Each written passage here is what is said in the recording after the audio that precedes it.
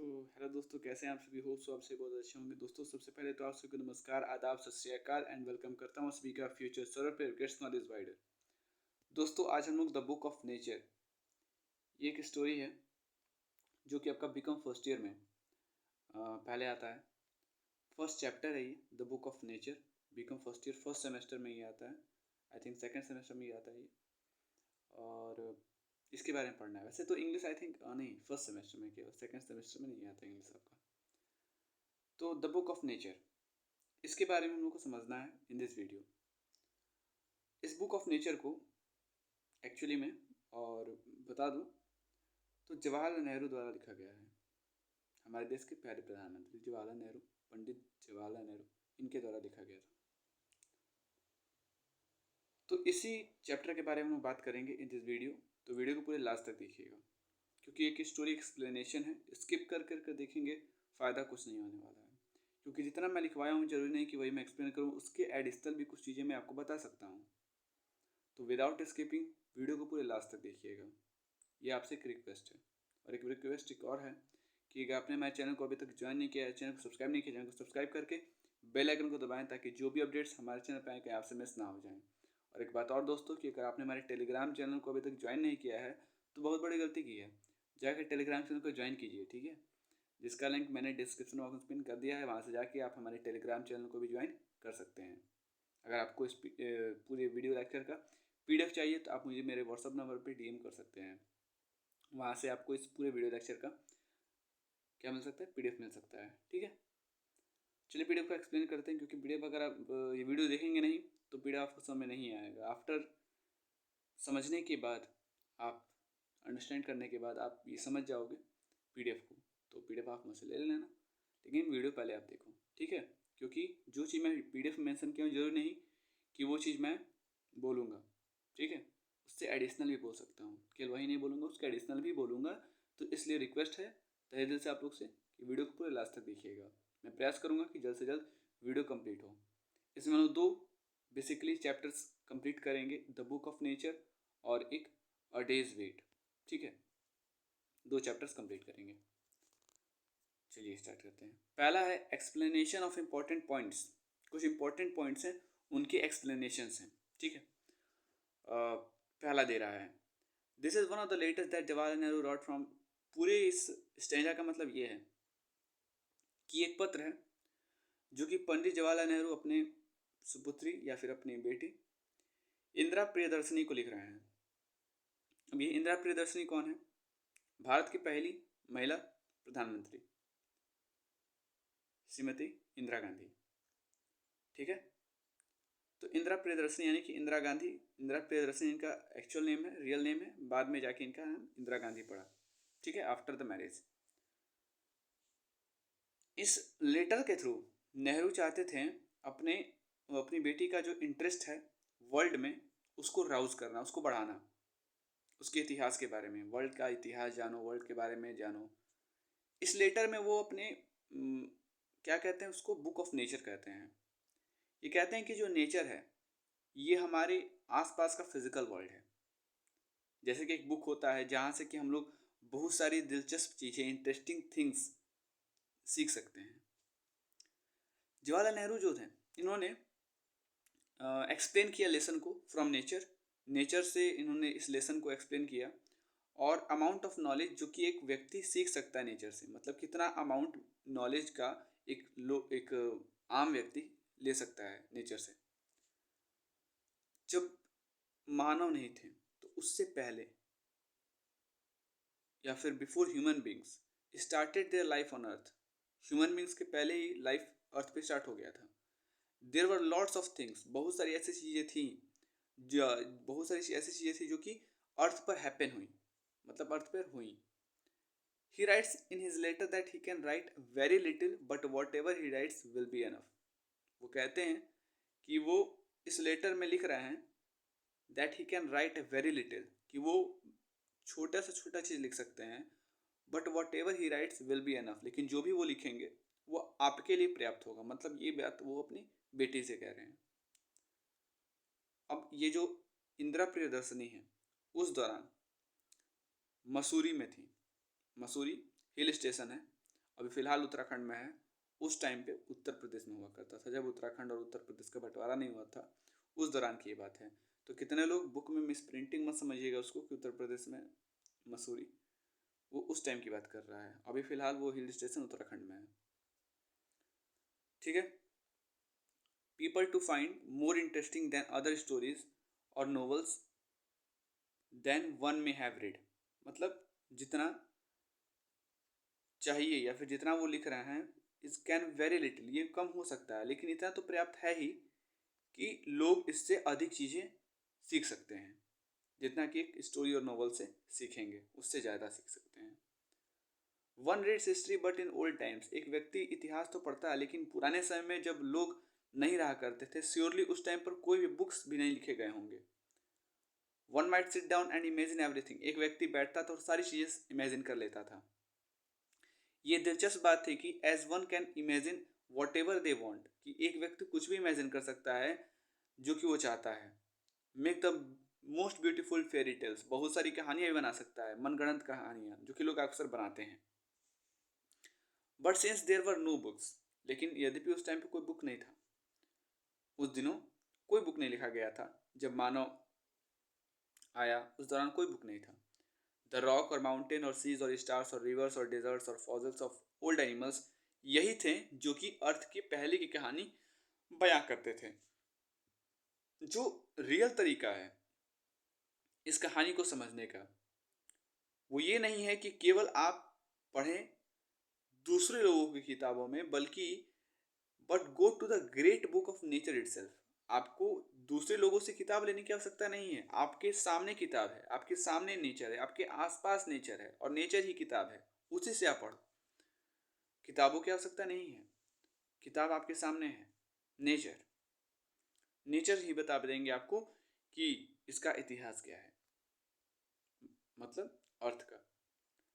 One will soon learn how to read the stories from rock. एक व्यक्ति बहुत जल्दी ही क्या कर लेगा, समझ जाएगा कि कैसे हम लोग स्टोरीज पढ़ेंगे रॉक्स से और माउंटेन से। एवरी लिटिल स्टोन, हर एक वो छोटा कंकड़ जो कि रोड पर पड़ा हुआ है या माउंटेन के साइड में पड़ा हुआ है। May be a little page in nature's book, वो हो सकता है कि छोटा सा पन्ना हो उस नेचर के बुक में, नेचर के बुक में वो एक छोटा सा पन्ना हो। May be able to tell something if only one knew how to read it. और हाँ, वो हो सकता है कि वो कोई चीज़ कहता भी हो, लेकिन लोगों के पास वो काबिलियत होना चाहिए कि वो जान पाए कि क्या उस पर लिखा हुआ है। One must learn the alphabet of nature before one can read the story of stone and rocks. एक व्यक्ति को क्या करना चाहिए, अल्फ़ाबेट नेचर का समझना चाहिए, उसको पढ़ना चाहिए before one can read the story of stone and rocks. मतलब स्टोन और रॉक्स की स्टोरी को पढ़ने से पहले उन्हें नेचर के अल्फ़ाबेट को पढ़ना चाहिए। The pebble will tell its story if one has good eyes to see it. एक पेबल, एक टुकड़ा, पत्थर का टुकड़ा या फिर पेबल कहते हैं पत्थर के टुकड़े को, ये अपना स्टोरी बयां कर देगा अगर एक व्यक्ति के पास अच्छा या फिर एक बेहतरीन नज़रिया है उसे देखने का और कान है उसको सुनने का। It is that long ago, ये कहता है कि कुछ या फिर बहुत समय पहले ये एक चट्टान का टुकड़ा हुआ करता था, जहाँ की बहुत सारे किनारे हुआ करते थे, प्लेंटी ऑफ एजेस हुआ करते थे और कॉर्नर्स, कोने हुआ करते थे। Probably it rested on some mountain, हो सकता है कि ये किसी माउंटेन पर हो। देन केम द रेन, और फिर एक समय वर्षा आई और उस वर्षे ने या फिर उस बारिश ने वॉश डाउन कर दिया इस छोटे से वैली को, जहाँ की it found a mountain stream which pushed it on, जिसने इसे धक्का दिया एंड एक लिटिल रिवर तक उसे पहुंचाया, और फिर इस लिटिल रिवर ने इसको एक बड़े रिवर में पहुंचाया। और all the while it rolled, और सारे समय ये रोल्ड होते हुए रोल्ड होते हुए रोल्ड होते हुए एक किनारे पर आ पड़ा। कितनी अच्छी तरीके से स्टोरी को लिखा गया है, ध्यान दीजिए। All the while it rolled at the bottom of the river and its edges were worn away. और जैसे जैसे जैसे आगे बढ़ता गया वैसे वैसे इसके एजेस क्या होते गए, खत्म होते गए, नुकीलापन इसका खत्म होते गया। कोई व्यक्ति एक टुकड़े को देखता है कि बहुत ही भाई महीन महीन नहीं, बहुत ज़्यादा गोला है और बहुत ज़्यादा स्लिपरी है या फिर बहुत ज़्यादा क्या है एक तरीके से स्मूथ है, तो लोग क्या सोचते हैं कि मतलब एकदम राउंडेड शेप में है और एकदम स्मूथ है, तो लोग सोचते हैं कि अ, क्या है भाई इसमें खासियत। आपके लिए वो अच्छा चीज़ है, लेकिन उस पत्थर के लिए क्या है? वो पत्थर एक समय पे एक हिस्सा हुआ करता था किसी पहाड़ का, किसी पहाड़ का कोना हुआ करता था, कॉर्नर हुआ करता था, नुकीला था। अब जाके वो स्मूथ हो चुका है। आपके लिए वो अच्छी चीज़ है, लेकिन वो अपना एक नुकीलापन उसने खो दिया। Book of nature. सो यही आपकी पूरी कहानी थी। अब हम लोग पढ़ेंगे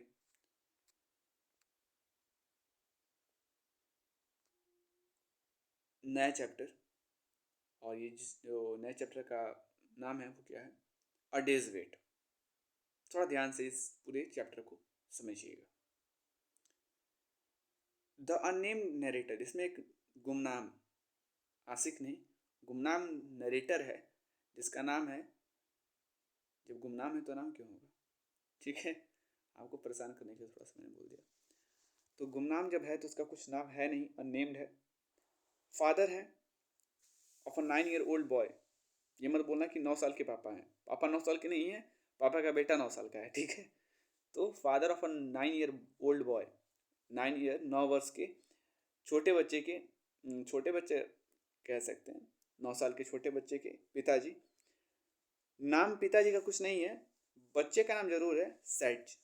notice one morning that his son is severing pale and in pen. एक सुबह देखते हैं कि उनका जो बेटा है वो बहुत ज़्यादा दिक्कत में, बहुत ज़्यादा वो उसे पेन हो रहा है और सफ़ेद पड़ चुका है, पीला पड़ चुका है। अपने बेटे से वो बोलते हैं कि क्या हुआ है। उनका जो बेटा है वो बोलता है कि सर दर्द है कुछ। फादर 2 बार बोलते हैं कि जाओ बेड पे सो जाओ जाओ, बट द बॉय रिफ्यूजेज, लेकिन बॉय मना कर देता है। Instead getting dressed and going down stairs, इसके the father twice tells him go to back the day.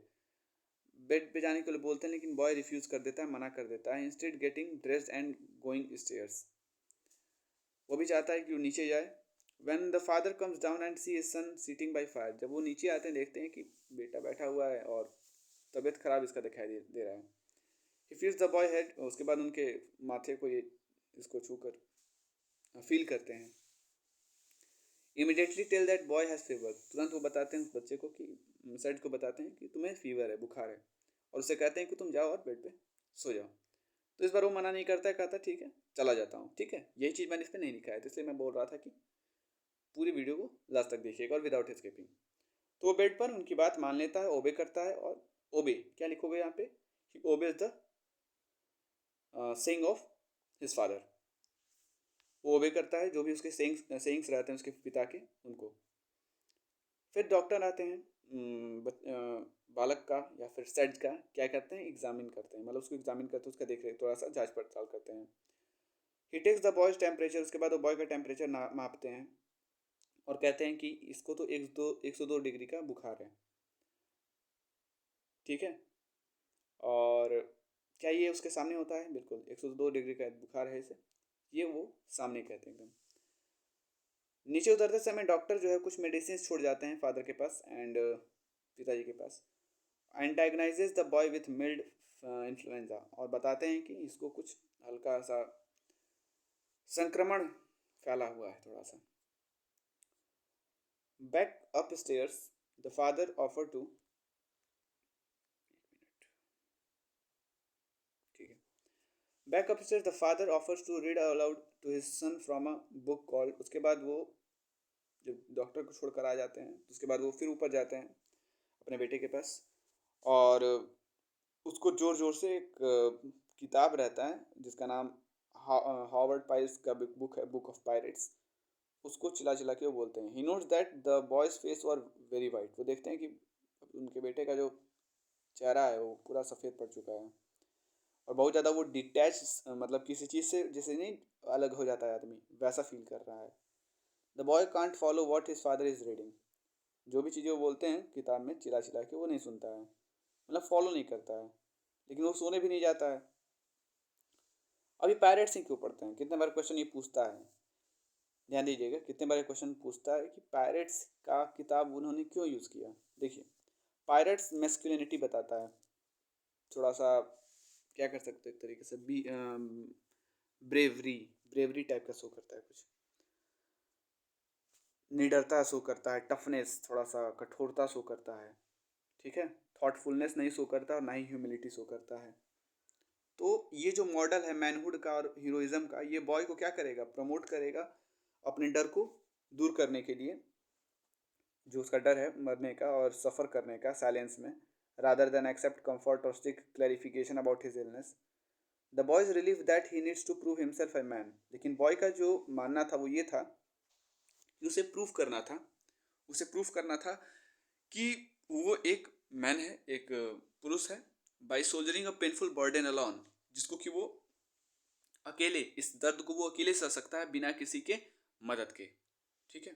मतलब एक तरीके से अपने आप को मैच्योर्ड बताने का बहुत ही कोशिश की जा रही है सेट द्वारा, ठीक है। सेट जो है वो बहुत अपने आप को मैच्योर्ड बताने का सोच रहा है, परिपक्व बताने का सोच रहा है कि मैं बहुत परिपक्व हो चुका हूँ, और कितने बच्चे ऐसा करते भी हैं, ठीक है। वो परिपक्व बनने के चक्कर में क्या क्या कर देते हैं वो भी नहीं जानते हैं, लेकिन उसका भुगतान उनके पेरेंट्स भुगतने लगते हैं, ठीक है। बहुत सारे ऐसे केसेस हुए भी हैं कि बिना किसी इंफॉर्मेशन, बिना मतलब कोई भी चीज़ भी, कुछ भी नहीं हो रहा है, डिप्रेशन में है, सुसाइड कर लिया। ये बहुत ही गलत चीज़ है। अपने पेरेंट्स के बारे में सोचिए पहले, ठीक है, उन पे क्या गुजरेगी। आपको इतना पाल पोस के बड़ा किया और उसके बाद आपने, इट्स नॉट, बिल्कुल कोई सेंस नहीं है इस बात का। So first think about your parents, then take any decision, और फिर कोई डिसीजन लीजिए, ठीक है। पहले अपने पेरेंट्स के बारे में सोचिए, ठीक है। डिप्रेशन विप्रेशन कुछ नहीं होता है, ठीक है। तनाव वगैरह होता है, कुछ होता नहीं, ऐसा नहीं मैं बोल सकता हूँ, होता है, बट उसको दूर करने के बहुत सारे तरीके हैं। खुद को नुकसान पहुँचाना, it's not a correct way, क्योंकि ये शरीर तुम्हारा नहीं है, ये शरीर किसी और का है, किसी और ने तुमको दिया है, तो you should have to use it in a meaningful sense, okay, not in a meaningless sense. तो उसे आपको मीनिंगफुल तरीके से इसको यूज़ करना है, ठीक है। सो कभी भी ऐसा बिल्कुल ना करें। जो शरीर आपको भगवान ने दिया है वो भगवान का है, पापा का है, मम्मी का है, आपका नहीं है। So don't use this like a shit, okay, that's all the story tells. तो ऐसे डिसीजंस ले लिया करते हैं बच्चे। Meanwhile, his father, who has protected the boy from potentially hearing any bad news from the doctor, is now uh, unable to understand why his son would be distressed. देखिए, boy का ये मानना था कि उसे प्रूफ करना था कि नहीं भाई, मैं तो बहुत मैच्योर्ड हूँ और मैं बहुत परिपक्व हो चुका हूँ। लेकिन उसके जो पिता हैं जो कि उसको प्रोटेक्ट करते हैं potentially hearing any bad news, कोई भी बुरा खबर सुनने से, क्योंकि भाई बुरा खबर अगर डॉक्टर से सुनेगा तो थोड़ा सा घबरा जाएगा। तो वो अब समझ नहीं पा रहे हैं कि भाई अब मैं तो उसको बुरा खबर भी नहीं बताया कि इसको मतलब कि इसका 102 डिग्री बुखार है। और हुआ कुछ ऐसा था ना कि डॉक्टर साहब जो थे इन्होंने कहा था कि अगर 100 मतलब कि 102 डिग्री बता दिया उसके सामने, एंड नीचे लेकर जाके बताएं उसके पिता से, सेट के पिता से, कि देखिए अगर 102 तो है लेकिन 104 हो जाएगा, 104 हो जाए या 104 से ज़्यादा हो जाएगा तो निमोनिया होने के चांसेस हैं। 104 से नीचे रहेगा तो खतरा है लेकिन निमोनिया का खतरा नहीं है, लेकिन 104 से ज़्यादा होगा तो निमोनिया का खतरा है और डेथ भी हो सकता है। डेथ नहीं हो सकता है, निमोनिया वैसे है तो वैसे डेथ तो नहीं होगा, बट बुखार ज़्यादा हो सकता है, सीरियस कंडीशन हो सकता है 104 के ऊपर गया तो, यही केस रहता है। लेकिन ये खबर उसको नहीं पता चलती है, किसको, 104 से बढ़ेगा तो निमोनिया हो जाएगा, बस उसको इतनी खबर रहती है कि 102 डिग्री उसका बुखार है, खबर ये है, उसके सामने ही बोलता है। लेकिन अब ये समझ नहीं पा रहे हैं कि क्यों भाई, ये क्या इसको हो गया है कि डिस्ट्रेस क्यों हो गया है, ये समझ नहीं पा रहे हैं। Now unable to understand why his son would be distressed, the father can not help his son recover from flu. मदद नहीं कर पाए उसको फ्लू, और फ्लू से तेज़ी से बचाने में वो उसको हेल्प नहीं कर पाए। सो वो चले जाते हैं पास टाइम पास करने के लिए, वो चले जाते हैं हंटिंग करने के लिए, और with killing while his son believes he is dying. उसके बाद होता ये है कि एक टाइम पर जब दवाई खिलाते हैं तो उस दौरान बोलते हैं कि ठीक है मैं ठीक तो हो जाऊंगा, आई विल बी फाइन। तो बोलता है बिल्कुल क्यों नहीं हो जाओगे, लेकिन तुरंत साइड्स कहता है कि ये बताइए कि मैं मर कब रहा हूँ, when I will die, I am dying, कि मैं मर कब रहा हूँ। The father's apparent satisfaction in upholding his masculine fatherly role illustrate his ingrained paternalism। जो उसका देखिए एक्चुअली हो क्या रहा है ना, कि पिता भी जो है वो एक तरीके से दिखला रहे हैं कि मैं मैच्योर्ड हूँ, और वो अपने पिता जैसा बनना चाह रहा है, मैनहुड बनना चाह रहा है, कि जिस तरीके से मेरे पिता बिना किसी के, आई थिंक इनकी माता जी नहीं है शायद, जहाँ तक मुझको लग रहा है, तो सारा चीज़ खुद भाई पिता उसके मैनेज कर रहे हैं, तो अभी चाहता है कि मैं अपने पिता जैसा बनूँ, और इस सेंस में वो बहुत ज़्यादा मैच्योर्ड हो चुका है। Since the boy thinks he is dying, क्योंकि बॉय सोच रहा है कि वो मर रहा है, उसका सेल्फ इम्पोज आइसोलेशन एक अटेम्प्ट है अपने परिवार को बचाने का, अपने फैटल फीवर से, मतलब कि, और हो क्या रहा है ना कि शिकार करने गया है, जैसे इसका पिता देखता है कि भाई अब समझ नहीं आ रहा है कि क्या है, क्यों ये मतलब ऐसा कर रहा है बिहेवियर, तो शिकार करने जाता है, शिकार करता है, तो क्विल्स को मारता है, ध्यान दीजिएगा क्विल्स को, QUILLS, क्विल्स को मारता है, हंटिंग करता है, डॉग के साथ जाता है। वैसे कैरेक्टर्स 4 हैं इसमें, एक तो अननेम्ड नरेटर है, फादर है, सेड्ज है, और एक डॉग है। तो डॉग के साथ जाता है हंटिंग करने, उसके बाद 2 क्विल्स को मारता है, उसके बाद फिर आता है, देखता है, और वो देखता है कि वो किसी को भी कमरे में आने नहीं दे रहा है, is not allowing to come anyone in his room, because उसको पता चल चुका था कि उसे इन्फ्लुएंजा है, संक्रमण है, तो कोई भी इसको संक्रमित हो सकता है। तो एक तरीके से अपनी फैमिली को प्रोटेक्ट करने के लिए supposedly fatal fever and tragic death imitating the protective and masculine behavior that his father models. Nonetheless, by denying his family the chance to stay with him during his last moments, वो चाहता नहीं कि उसके last moments उसकी family उसके साथ रहे, ठीक है। The boy disregards their will, अपना एकदम एकदम हिम्मत त्याग दिया था वो। His father continues to show the same disregard for the boy's right to truth as he downplays the fever and fails to explain the diagnosis। और वो देख रहे थे कि उसके डायग्नोसिस को एक्सप्लेन करने में असमर्थ हो रहे थे उसके पिता। In trying to comfort the boy and downplay his illness, the father only exacerbated the boy's anxiety। वो एक तरीके से केवल बॉय की एंजाइटी को, उसकी चिंता को कम कर रहे थे, एक्सकर्बेट कर रहे थे। एक्सकर्बेट मीन्स और बढ़ा रहे थे उसकी चिंता को, उसके इलनेस को कम करने के चक्कर में वो क्या कर रहे थे, एक तरीके से उसकी चिंता को बढ़ा रहे थे। बॉयज़ का जो कन्फ्यूज़न है अलग अलग टेम्परेचर स्केल को लेकर, वो शो करता है कि कितना भयानक चीज़ होता है। हुआ क्या कि जब बोलता है कि पापा मैं कब मरने वाला हूँ, तो पिता कहना है तुम मरोगे नहीं, क्यों मरोगे तुम, तो कहता है नहीं मुझे पता है कि मेरा टेम्परेचर 102 डिग्री है। अब थोड़ा ध्यान पे थोड़ा सा आपको अंडरस्टैंड करना पड़ेगा, और ध्यान से सुनिएगा। वो कहता है कि मैं जब स्कूल में था, तो मेरा एक फ्रेंड था, जब मैं फ्रांस में स्कूल में था, फ्रांस में जब मैं स्कूल में था, तो मेरा एक फ्रेंड था, बताया था कि 44 डिग्री से अगर ऊपर टेम्परेचर जाता है तो आप नहीं बचने वाले हो, ठीक है, और 44 से ऊपर जाता है तो नहीं बचने वाले हो, ख़त्म हो जाओगे, डेथ हो जाएगा तुम्हारा। सो ऐसा कहते हैं इसके पापा कि नहीं ऐसा कुछ तो नहीं है। अब होता क्या है, यहाँ पे खेल थोड़ा सेल्सियस का और फ़ारेनहाइट का है। उसने सुना था सेल्सियस, और यहाँ पे जो उसके टेम्परेचर का माप हो रहा है वो फ़ारेनहाइट में हो रहा है। तो फ़ारेनहाइट में I think 97 98 is the normal, and वहीं सेल्सियस में 37 इज़ द नॉर्मल, लेकिन मेजरमेंट तो फ़ारेनहाइट का हो रहा था। तो 102 डिग्री कुछ ज़्यादा नहीं है, हाँ कुछ ज़्यादा है बट ज़्यादा नहीं है, बुखार के टाइम पे इतना होता है, और नॉर्मल आपका 97 98 रहता ही है। तो एट दैट टाइम मिसअंडरस्टैंडिंग हुई है बच्चे को, और अगर ये दिखलाते भी हैं, ये बताए भी कि ऐसा नहीं है, उनका जो वहाँ पे जो होता है अलग अलग जगह पे अलग अलग यूज़ होता है, वहाँ पे जो हुआ है वहाँ पे 37 डिग्री नॉर्मल है, और हम लोग जिस पे मेज़र कर रहे हैं वो 98 डिग्री का नॉर्मल है, 97 डिग्री का नॉर्मल है। तो ये मिसअंडरस्टैंडिंग तो हुआ है, एक तरीके से मिस इंटरप्रिटेशन भी हुआ है, जो कि कम्युनिकेशन और ट्रस्ट में एक एब्सेंस ला रहा है।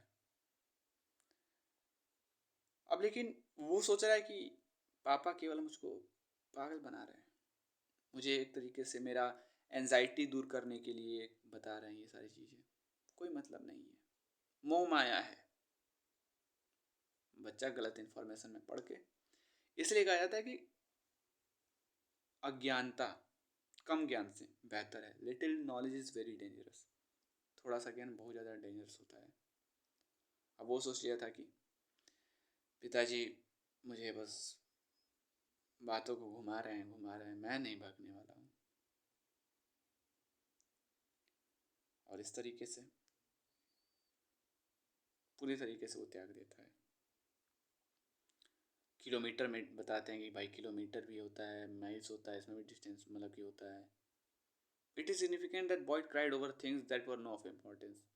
मेन बात यहाँ पे ये नोट करने वाली थी कि बच्चा इस चीज़ पर चिल्ला रहा था जिसका कोई महत्व ही नहीं था, कोई मीनिंग ही नहीं था। तुम जो पढ़ के आए हो। और एक और चीज़ ये बोलता है कि लोग कितने बार देखते हैं कि मैं भी देखा हूँ, मैं इस दौर से गुजरा हूँ, मैं खुद किया भी हूँ। पेरेंट्स की कितनी सारी बातों को हम लोग गलत साबित कर देते हैं। पेरेंट्स कभी गलत नहीं होते हैं, माइंड रखना। और हेल्थ के मामले में तो बिल्कुल भी नहीं।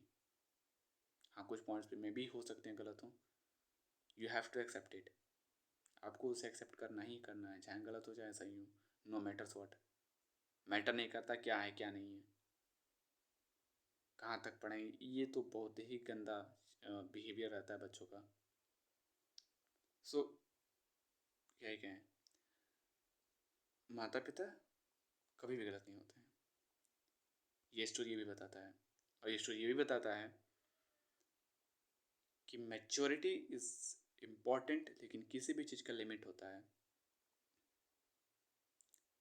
आप मैच्योर्ड हो जी, मैं मानता हूँ, लेकिन आप फीवर में मैच्योरिटी दिखलाओगे कि नहीं अब तो मैं जाने वाला हूँ, नहीं bro, it's not your body. ये बॉडी आपका नहीं है, जिसने दिया उसका है। सो केयर अबाउट इट, उसका केयर करो। और साथ ही साथ कभी भी फीवर हो, विल पावर अपना स्ट्रांग रखो।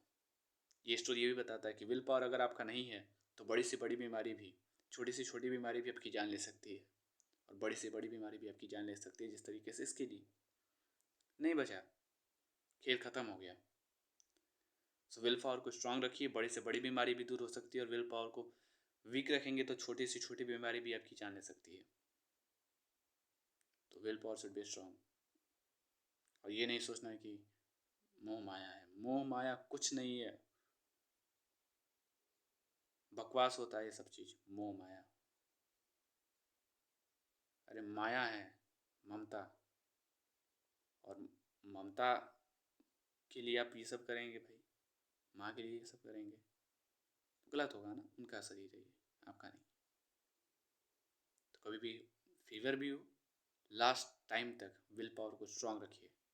कितना ही बड़ा से बड़ा बीमारी आपको आ जाए, विल पावर को लास्ट टाइम तक स्ट्रांग रखिए। ठीक है, तो ये सारी कहानी थी इसके बारे में। सो लास्ट में बच्चा बच नहीं पाता है, सैड सैड हो जाते हैं उसके पिता, पिता कह रहे हैं, पिता। और सैड इस दुनिया में नहीं रहते हैं, और इस तरीके से द एंड हो जाता है।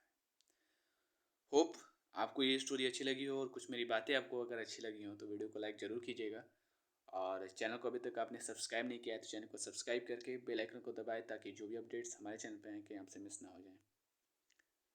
सो नेक्स्ट वीडियो में मिलेंगे एक नए स्टोरी के साथ। 2 स्टोरीज उसमें भी क्लियर करेंगे, और जिस तरीके से इसमें क्लियर किया है उस तरीके से उसमें भी क्लियर करेंगे। और हाँ, इसका अगर आपको PDF नोट्स चाहिए होगा तो मुझे DM कर दीजिएगा व्हाट्सअप पे, या फिर टेलीग्राम पर। अगर आप मेरा मेंबर हैं तो टेलीग्राम पे मुझको मैसेज कर दीजिएगा, आपको इस चैप्टर का नोट्स मिल जाएगा। ठीक है, so till then stay tune with future server, where greats knowledge wider. And तब तक के लिए आप सभी को फ्यूचर सर्वर टीम की तरफ से धन्यवाद।